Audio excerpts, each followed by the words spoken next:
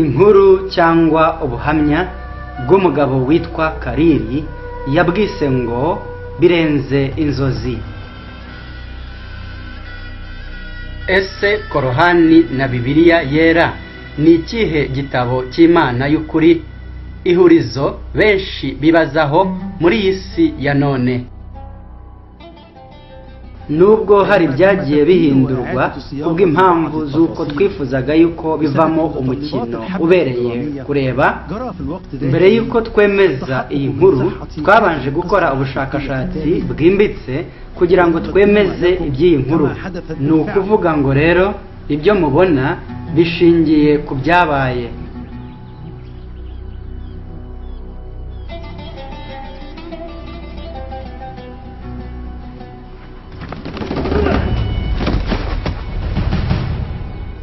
Ibanga ni ugutungura. Ugomba kumuhindukiza vuba vuba kugira ngo atagira umwanya wo kugira icyo akora.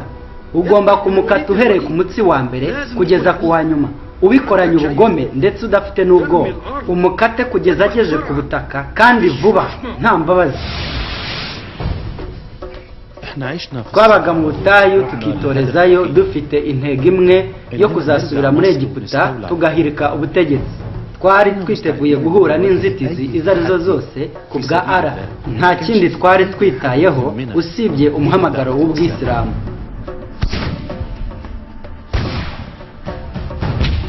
Twari dufite amahitamo abiri gusa: gupfa tukajya mu ijuru cyangwa kubaho dutsinze urugamba. Nitwaye neza mu kurasa intego bituma ntozwa kuba mudahushwa.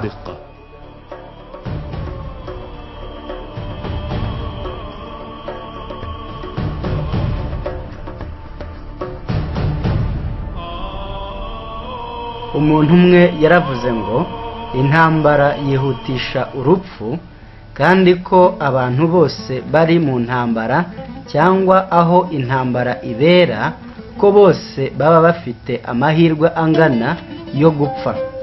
Ariko arongera aravuga ngo hahirwa abapfa bapfira mu mwami Yesu. Uzarwana ku bwa Allah agapfa cyangwa agatsinda urugamba, tuzamuha igihembo kidasanzwe. Mustafa, ugomba kwemera guhumurizwa nuko mwene so wapfuye ubu ari muri paradizo, kandi ntukavuge yuko abiciwe mu nzira ya Allah ko bapfuye.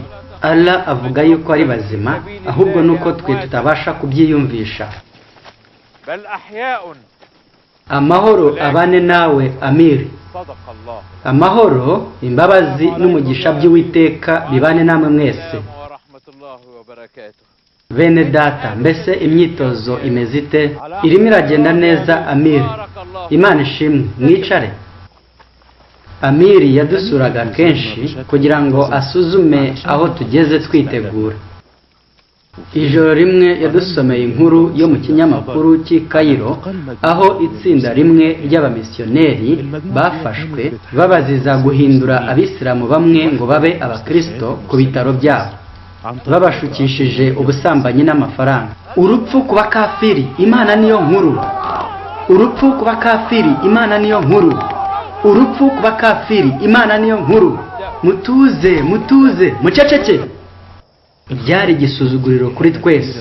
Mu kwezi kwa Ramazani koko twumvishije dutsinzwe kuko twananiwe kurwanira Imana. Buri umwe wo muri twe yari yuzuye uburakari n'umujinya. Kuri njye hari hasigaye impamvu imwe gusa kugira ngo nzinukwe abakristo. Twarahiriye gushyira iherezo ku ivugabutumwa rya gikristo hatanzwe ikiguzi icyo ari cyo cyose. Amiri yaje guhitamo guhagarika guhangana hakoreshejwe intambara, bityo hagakoreshwa ubwenge ku buryo hakwandikwa igitabo cyerekana yuko Bibiliya yahinduwe, mbese abantu bakaba badakwiriye kwizera ko ari igitabo cy'Imana. Ninde uzandika icyo gitabo? Mpereza cya gitabo.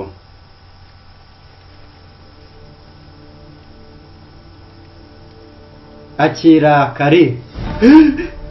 ufite ikibazo cye igitabo nicyo utinya gusa mama wanjye yambwiye ko icyo gitabo abakristo bagikoresha bakora za maji ku bantu kandi ko umuntu wese ugisomye agibwaho n'izo maji ndetse n'umuvumo ntabwo ndi bugisome oya ntibishoboka rekeraho kujya impaka Khalil niba wizera Allah kandi ukemera yuko hazabaho imperuka ugomba kwemera gukora ibyo nkubwira oya Amir shaka undi muntu utari njye Amir ndakwinginze shaka undi muntu rwose Kari nasanze nta wundi muntu wabikora nk'uko we wabikora ariko urimo uransaba kuba nkabo gutekereza nkabo niko urumva koko njye ibyo nabikora ahubwo nsaba kwica buri mukristo uwo ari we wese muri Egiputa utambwiye gusoma icyo gitabo ndetse no kugikoraho umuhate wawe kuri Allah nuwo gushimirwa ariko uwo muhate waraguhumye ntugishobora gushishoza ntabwo urimo kubona ishimwe n'icyubahiro uzahabwa nyuma yo gukora iki gikorwa nyuma yo kurangiza uyu mugambi ni wowe uzaba ubaye uwa mbere mu kugaragaza ibinyoma by'abakristo ndetse n'abayuda uzajya uhabwa amapawundi 500 buri kwezi uzajya wifashisha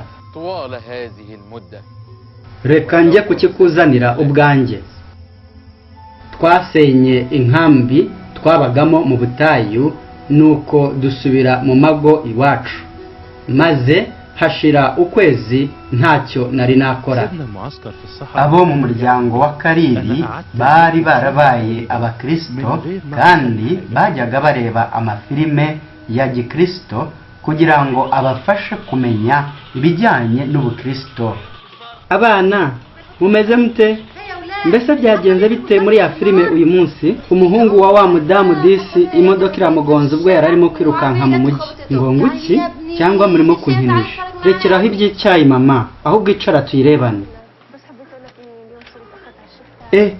araje nimuzimye ahubwo hataba intambara Karire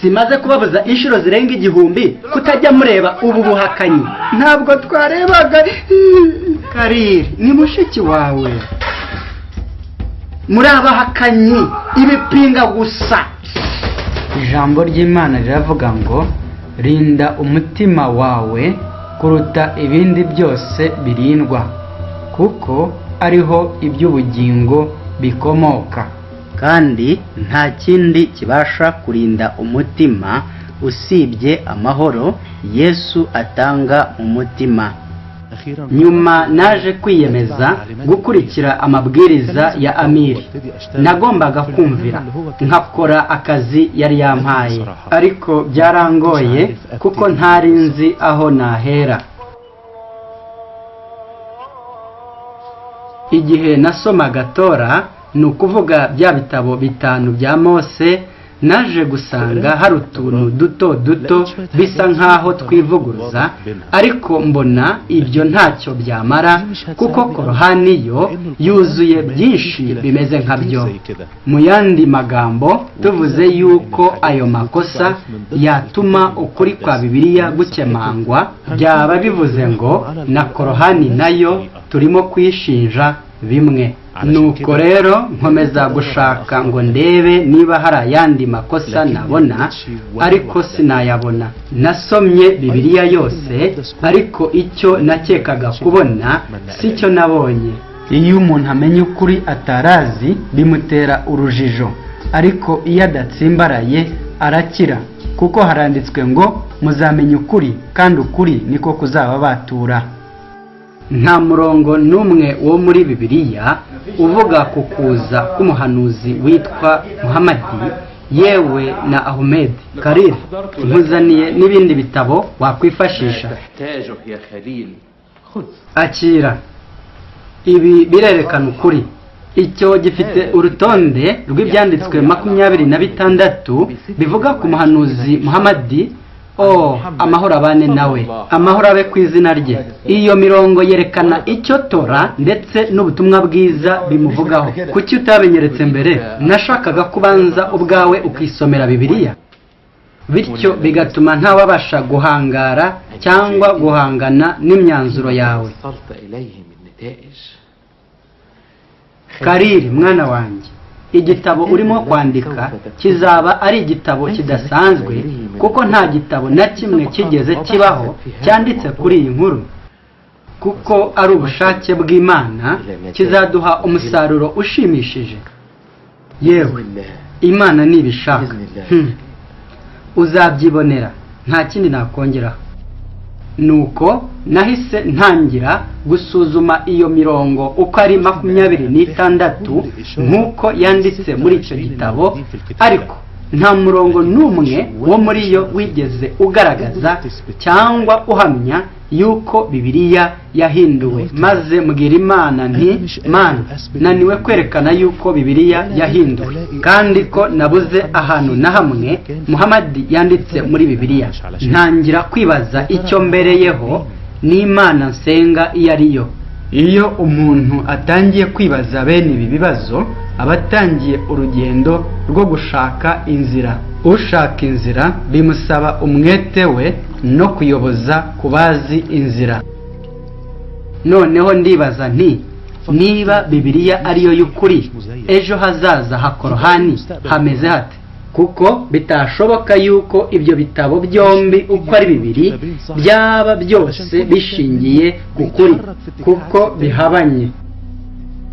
Nuko ntangira kwandika igitabo nise ngo ese Korani yaba ari ijambo ry'Imana? Icyo gitabo cyari kigizwe n'amapaje ari hagati ya 200 na 300 ubwo nakirangizaga. Maze umunsi umwe Amiri aza kunsura ariko antunguye. Mwaba mutegerereje hano Khalil, araza mu kanya. Urakoze. Uyu mugabo niwe wari umuyobozi w'idini rya Islam muri aka gace. We n'abandi bagabo b'abakire cyane bari bararahiye ko bagomba gusiba ubukristo muri Egiputa, igihugu nanone kizwi ku izina Misiri.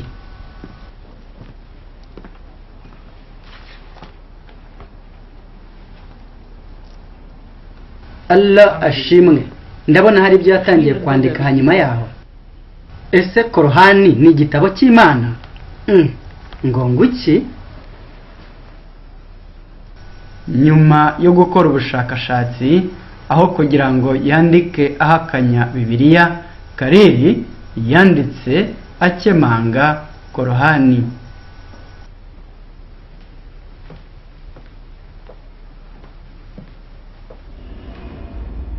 Khalil, wabaye iki? Ni ibiki urimo kwandika? Niko, urashaka kumbwira ko Korani atari ijambo ry'Imana, Niba utanyizera, akira nawe Bibiliya ubyisomera urebe. Genda. Ugira ngo njyewe nishimiye imyanzuro nafashe? Sinagiye nkwinginga kenshi ngo ushake undi muntu wakora kano kazi, warangiza ukajya umbwira ngo ni njye Imana yatoranyije. Ni wowe bikwiriye kubarwaho, si njyewe. Twakwishyuye amafaranga menshi ngo ugaragaze ibinyoma by'abakristo, abakafiri. Oya, icyo wambwiye ni ugukora ubushakashatsi, sibyo se? Kandi igitabo cyabo nicyo cy'ukuri. Si nicyo gusa, Korani ubwayo ivuga ko Isa Mesiya ko ari Imana. Ceceka, ntongere kugira icyo uvuga. Korani ivuga ko wa mukafiri we, ko Isa avugira mu migani kandi ko azagaruka ku bicu, ngo niwe uzacira abantu bose urubanza, kandi ngo afite ubushobozi bwo kurema, gukiza abarwayi, kuzura abapfuye, ngo azagaruka ku bicu. gucira amahanga yose urubanza ku munsi w'amateka, niko Korani ivuga. Ntibyoroshye kumva ukuntu Kariri hano atirwanyeho kandi afite imbaraga. Ubusobanuro ni uko Kariri yaratangiye kugenda amenya ukuri, ari nako nanone kugenda kumuhindura. Wibuke yuko ijambo ry'Imana rivuga ngo intambara turwana si inyama n'amaraso cyangwa iy'umubiri. Urimo kumwica, urimo kumwica, urimo kumwica.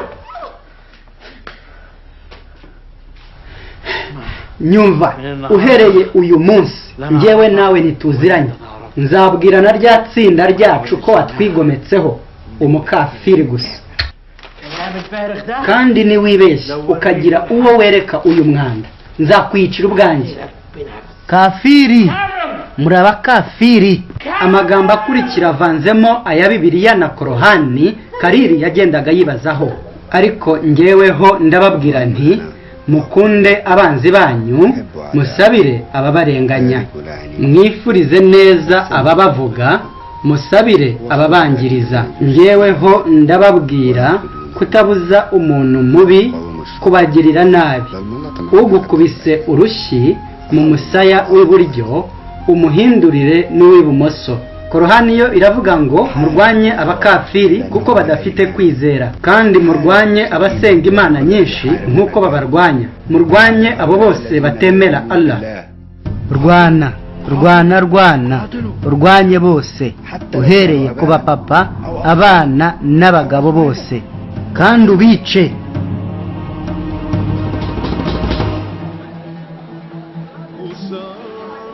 والمصحف الشريف انت اللي منور معانا.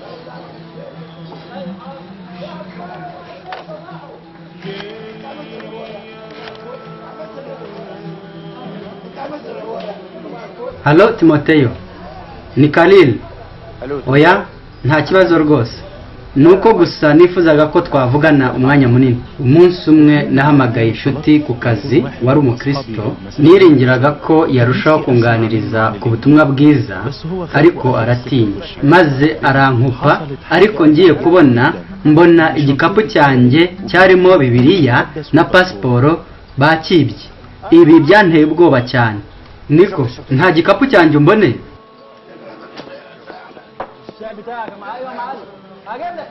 Niko, yewe, nta gikapu cyanjye umboneye? Ikihe gikapu? Cyari kirimo ibyangombwa byanjye na Bibiliya.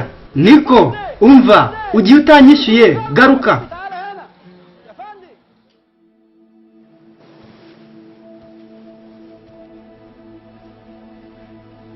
Mana, ndakwinginze nyumva, nyereka inzira yawe.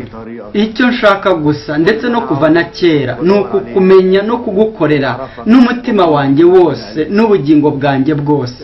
Nagukunze kuva mu bwana bwanjye, ubuzima bwanjye bwose buri mu biganza byawe. Mana, ndi mu rujijo, nkeneye ubufasha bwawe. Ndabizi ko uri Imana imwe.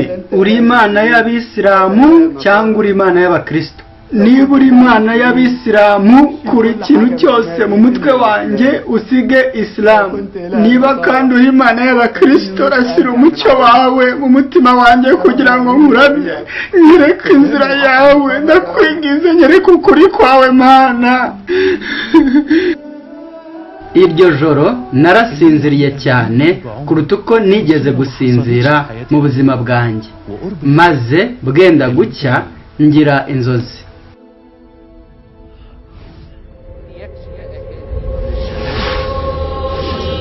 Muri izo nzozi Kariri yabonye ibyaha bye byose ndetse yisanga imbere yo kwera kw'Imana, maze abona n'ubasha gukuraho ibyaha by'abari mu isi. Kuri Kariri hari hageze ko abona kandi akamenya uwo yaramaze igihe ashaka. Uracyanshidikanyaho? Urinde? Ndurimo gushaka Kariri. Ntabwo nibuka. Soma igitabo. ndagikunda. Yego, ndabizi. Ariko nakiburanye n'ibyangombwa byanjye byose. Igitabo nticyabura. Haguruka ufungure akabati kawe, uri bukibonemo. Hari ubwo wowe ku giti cyawe ujya ushaka kumenya Imana usenga niba ari Imana y'ukuri, cyangwa usenga Imana y'umuryango n'inshuti zawe. Kariri we yateye intambwe yo gushaka kumenya Imana y'ukuri. Ibi byatumye ayibona, kuko handitswe ngo mushake muzabona. Mbese impamvu usenga ni iyihe? Ni ukugira ngo ushimishe ababyeyi n'inshuti, kugira ngo ubone ibyo kurya n'amafaranga, cyangwa ni ukugira ngo ubabarirwe ibyaha byawe, ubone amahoro yo mu mutima kandi uzajye mu ijuru. Icyo umuntu ashaka arakibona. Niba ushaka kumenya ukuri, urakumenya, kandi ukuri ni ijambo ry'Imana. Kariri, bite? Mama, ndakwinginze mbabarira. Nari nzi ko ari njyewe ufite imyizerere y'ukuri igihe nabitwaragaho nabi. Mbabarira ngo usome ibirenge mama, mbabarira n'ukuri. Mana yanjye, Kariri wabaye iki? Mu muco w'Abayahudi n'Abarabu, umuntu asoma ibirenge uwo yubashye. Imana yanyoboye mu kuri kwayo, kandi Imana ndimo gukurikira ubu ngubu ntabwo ariyo nari nsanzwe nkurikira. Habaho Imana imwe gusa Kariri. Nibyo mama, kandi mbwira kugukunda no kukubaha. Ni iyihe Mana se Kariri? Imana y'ukuri yihishuriye muri Kristo Isa, nk'uko byanditse muri Korani. Ceceka mwana wanjye, niba kumva bari bugire ngo urasaze. Ceceka. Ndabikora, ariko banza umbwire niba wemeye ibyo nkubwiye. Ni iki cyatuma ntabyemera? Nta na rimwe wari wanyitwaraho gutya. Ngaho genda mwana wanjye, Imana ntizigera igusiga, ntizigera iguhana. Ndakwinginze mbabarira mama. Umutima wanjye wari wahindutse, wari wahinduwe n'urukundo rwa Yesu. Sinashoboye gusubira kuryama, ahubwo nagumye hanze kugera mu gitondo, maze nkagenda mbona buri kintu cyose n'abantu bose ari beza. Numvaga nshaka guhobera no gusoma buri muntu wese mpuye nawe, kubera numvaga mbakunze. Yewe no ku bakristo bari banziho guhohotera abandi no kuba umugabo w'umunyarugomo. Humura, ni njyewe Kariri, ntabwo ngukingurira. Nje kuvugana nawe, ndakwinginze. Ndifuza kugusaba imbabazi. Reka tuze kuvugana nyuma, ndakwinginze. Narahindutse, sinkiri wa wundi, narahindutse. Mu gihe gishize nakwitwayeho nabi kubera ko wari umukristo. Ngo nkubabarire, warahindutse. Ntibinkwiriye kumbabarira, ariko ndakwingize mbabarira. Yo, haleluya, haleluya bivuze iki? Ntugire ikibazo, uzagenda ubyiga buhoro buhoro. Yo, ngwino, ndakwinginze mbabarira, mbabarira, mbabarira rwose. Kuva uwo munsi natangiye kugenda mpinduka buhoro buhoro. Abantu bose bari banzi, ndetse no ku kazi bagiye babona impinduka mu buzima bwanjye. Nari umwicanyi wuzuye urwango, nari naratwitse insengero nyinshi, niba amaduka menshi y'abakristo, nakoze ubugome bwinshi. Ariko Yesu ahindura ubuzima bwanjye. Ubwo natangiraga kwitwara nk'uko Bibiliya ivuga, nabaye umugabo wuzuye urukundo rw'Imana.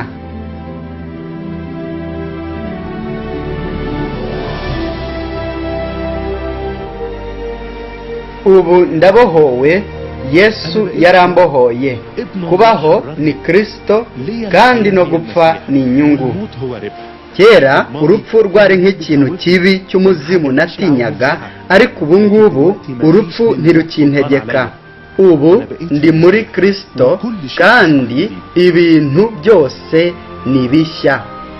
Gukizwa si ukugira idini ubarizwamo, gukizwa ni uguhinduka k'umutima uhinduwe n'imbaraga z'Imana. Gukizwa kandi ni ukubana na Yesu Kristo mu mutima wawe, mukajya muhora musabana. mbese ingwe yabasha guhindura ubugondo bwayo? Intare yabasha kubana amahoro n'intama? Mbese umugabo wuzuye urwango n'ibikorwa by'ubugizi bwa nabi ku banzi be yabasha kuba umunyamahoro? Uwashaka yavuga ko kuri Kariri ibi bibazo atabyiyumvishaga kugeza ubwo yahuye n'umwami w'amahoro, umwami Yesu Kristo. Nibyo rwose ntibyashobokera umuntu nk'uko nawe urimo kubitekereza ubu, ariko ku Mana byose birashoboka. Nibukijwe umugabo witwaga Sawuli wari umeze nka Kariri, w'umugizi wa nabi ndetse n'umugome. Yari yariyemeje gutsemba abakristo bose bo mu gihe cye, yishe benshi azi ko arwana n'abantu, nyamara aza kwisanga yararwanaga n'Imana. Imana yatumye Sawuli ayipfukamira. Muri uko guca bugufi, umugabo waruzuye ubwibone n'ubugome yatakambiye umwami ati, urinde mwami. Maze umwami aramusubiza ati, ndi Yesu uwo urenganya, kuko urwanya itorero ryanjye. Uyu mugabo uyu munsi tumwibukira ku izina Pawulo, wanditse ibitabo byinshi mu Isezerano Rishya. Icyahinduye Sawuli mu mutima we ni nacyo cyahinduye Kariri. Bombi bahinduwe n'imbaraga z'urukundo, ari nazo mbaraga nifuza kukubwiraho uyu munsi. Nshuti yanjye, nta zindi mbaraga ziruta urukundo. Bibiliya iravuga ngo Imana ni urukundo. Imana ni inyembaraga, izi byose kandi ibera hose icyarimwe. Ariko muri kamere y'Imana, Imana ni urukundo. Nta muntu n'umwe Imana yifuza ko arimbuka. Niyo mpamvu ihamagarira buri wese kugira ngo yihane kandi amenye ukuri. Yifuza ko twese twabana nayo mu ijuru. Icyo idusaba gusa ni ukwakira Yesu Mesiya nk'umwami n'umukiza. Ubu rero turimo kuvuga ikintu gikomeye. Nyumva, Kariri we yagiriwe amahirwe yo kubona Yesu mu nzozi. Yenda nawe uribaza ko ariko byagenda kugira ngo ukizwe. Sibyo, kuko agakiza ari impano y'Imana kuri buri wese. Icyo Imana idusaba ni ukwizera Yesu, ndetse nuko kwizera ni impano y'Imana. Usibye urukundo, hari ikindi kintu twakwitega ku Mana y'urukundo? Ese waba wifuza kwakira impano y'ubugingo bw'iteka? Waba wifuza kubabarirwa ibyaha byawe ukaba mu muryango w'Imana? Imana y'urukundo aka kanya kumva, kandi ntishobora kubuza umuntu uwo ari wese udafite umutima uryarya kuyegera. Imana ititaye ku byo wakoze cyangwa utakoze, irifuza kukwakira. Ni Imana y'urukundo rubasha gutwikira ibyaha byose. Reka dusengane iri sengesho.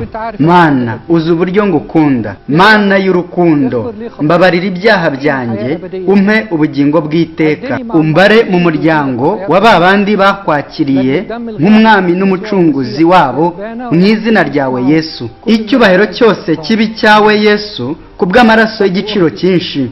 Mwene data, niba usenganye nanjye iri sengesho, izere ko Imana ije mu mutima wawe kandi ko uri mu bakijijwe. Yesu azakubera isoko y'ubugingo. Amen. Nkwifurije kubona inzira, ukuri n'ubugingo, kandi Yesu yaravuze ngo niwe inzira, ukuri n'ubugingo, kandi ko nta wajya kwa Data mu ijuru adaciye muri we. Amen.